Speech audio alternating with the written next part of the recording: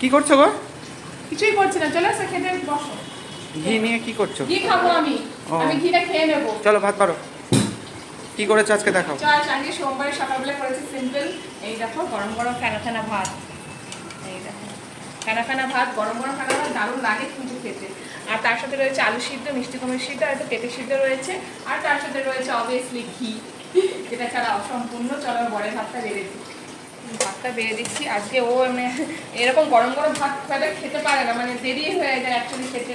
আমিও ওকে বললাম যে খেয়ে নাও, কারণ হচ্ছে খুব দেরি, ছেলেকে স্কুল থেকে নিয়ে আসতে আসতে না অনেকটা লেট হয়ে যায়। পেঁপে সিদ্ধ ওর জন্যই দিয়েছি, পেঁপে সিদ্ধটা প্রচণ্ড লেট হয়ে যায় বলে আমি তুমি খেয়ে নাও। খেয়ে খেয়ে তারপরে একেবারে দোকানটা হয়ে গেছে।